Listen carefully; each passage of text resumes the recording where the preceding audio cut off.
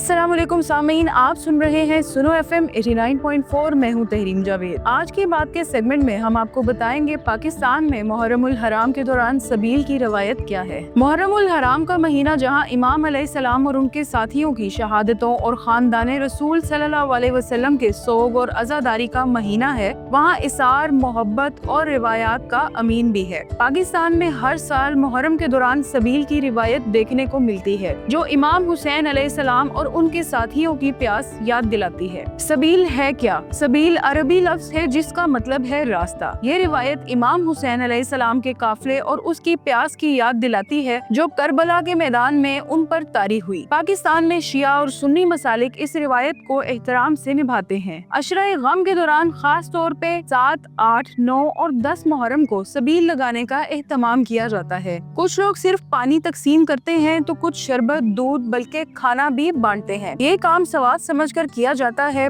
बहुत से लोग अपने प्यारों की बख्शिश के लिए इमाम हुसैन अलैहिस्सलाम की मोहब्बत में सबील लगाते हैं। सबील सिर्फ एक रस्म नहीं बल्कि समाजी हम आहंगी की अलामत भी है। कई जगहों पर गैर मुस्लिम इस रिवायत का एहतराम करते हैं और सबीलें लगाते हैं। सबील की रिवायत हमें दर्स देती है कि इंसानियत की खिदमत ही हकीकी इबादत है। ये मुहर्रम का वो पहलू है जो हमें प्यास बुझाने, गम बांटने और मोहब्बत फैलाने की तरगीब देता है। आपकी समातों का शुक्रिया। सुनते रहें सुनो FM 89.4।